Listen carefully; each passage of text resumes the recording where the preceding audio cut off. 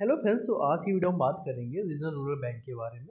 एक छोटी सी good news है जो फाइनेंस मिनिस्टर ने बोला है रीजनल रूरल बैंक के लिए। तो मेनली आर्टिकल देख सकते हो, इसमें लिखा हुआ है finance ministry tells RRB to reduce high attrition rate. RRB में एम्प्लॉय जो हैं काफ़ी सारे छोड़ के जा रहे हैं वहाँ पे ट्रांसफ़र पॉलिसी और वर्क कल्चर और गांव की ब्रांच की वजह से। तो फाइनेंस मिनिस्ट्री ने क्या बोला है, यहाँ पे आप डाटा देख सकते हो कि ये जो बैंक है रूरल बैंक, और 31 मार्च 2022 को कितने एम्प्लॉय थे और अभी की डेट में कितने एम्प्लॉय छोड़ के चले गए हैं और कितने अभी हैं।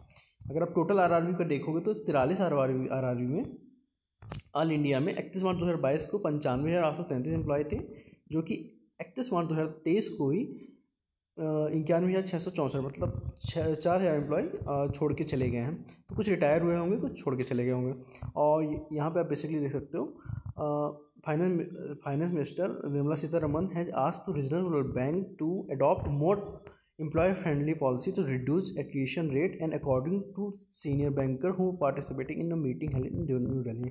तो अभी जो मीटिंग हुई थी कल या परसों, उसमें आरआरबी के जितने भी सीएमडी सीईओ थे उनसे उन्होंने बोला है कि आरआरबी में मोर फ्रेंडली ट्रांसफर पॉलिसी होना चाहिए, जिससे जो एट्रिशन रेट है स्टाफ फ्रेंडली होना चाहिए। और जो अलाउंस भी हैं वो भी अलाउंस के लिए भी बोला है, और ये भी बोला है कि जो ट्रांसफ़र पॉलिसी है वो भी पास में होना चाहिए, कि एम्प्लॉय को उसके पास पोस्टिंग दी जाए जिससे वो इजीली काम कर सके और लैंग्वेज कोई बैरियर ना हो।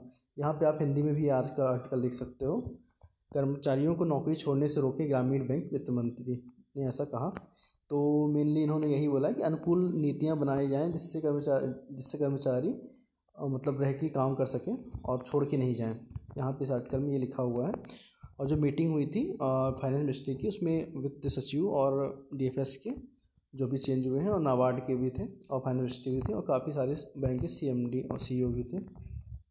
वहीं अगर आप सर्विस कंडीशन देखोगे तो यहाँ पे लिखा है, बोला है अब्दुल सैयद खान जनरल सेक्रेटरी जो national federation of regional rural bank official में है, उन्होंने बोला कि service condition RRB are still not compare to those in schedule commercial bank. He noted RRB are not as employee friendly and promotion in RRB are less frequent compared to commercial sector जो public sector bank है। यहाँ पे RRB में transfer का issue और promotion का issue तो होता ही है, क्योंकि आरआरबी में जो स्केल 4 मैक्सिमम होता है उसके बाद प्रमोशन नहीं होता है और काफ़ी स्लो प्रमोशन होता है। ग्रोथ आपकी आरआरबी में काफ़ी स्लो होती है, ऐसा उन्होंने लिखा है। 2018 the supreme court ruling mandate that RRB employ receive pension equivalent to, और काफ़ी सारे जो अलाउंसेस और बेनिफिट भी होते हैं वो भी उसमें आरआरबी में काफ़ी कम होते हैं। अब फ्यूचर के लिए क्या डायरेक्शन है तो यहाँ पे आप देख सकते हो, पढ़ सकते हो। एंड अगर स्पॉन्सर की बात करें तो जितने आरआरबी हैं 43 आरआरबी, तो इसमें मेनली जो सबसे बड़ा बैंक है स्टेट बैंक ऑफ इंडिया, वो 9 आरआरबी को स्पॉन्सर किया हुआ है। नहीं, टोटल 14 आरआरबी जो है स्पॉन्सर एसबीआई है। Punjab national bank second number पे है, उन्होंने 9 आरआरबी को स्पॉन्सर किया है। फिर इसके बाद Canara bank, bank of Baroda and bank of India and Indian bank, इन चारों ने 3-3 आरआरबी को स्पॉन्सर किया गया। बाकी सेंट्रल बैंक ऑफ इंडिया 2 और union bank, UCO bank, JNK bank, Indian overseas bank, union bank of India and bank of Maharashtra, एक RRB को स्पॉन्सर किया है। तो ये आप देख सकते हो, ये गुड न्यूज़ है फॉर आर एम्प्लॉयज़ की, जहाँ पे कई बार एम्प्लॉय को इशू होता है ट्रांसफ़र को लेके और प्रमोशन को लेके, तो मे बी और स्टाफ फ्रेंडली पॉलिसी के लिए, तो मे बी अगर फाइनेंस मिनिस्टर ने बोला है तो ये एक गुड न्यूज़ है कि मे बी आने वाले समय पे जो रिक्रूटमेंट होते हैं तो उनमें एम्प्लॉय को उनके पास पोस्टिंग दी जाए, जिससे काफ़ी ज़्यादा हेल्प होती है एम्प्लॉय को वर्क करने में।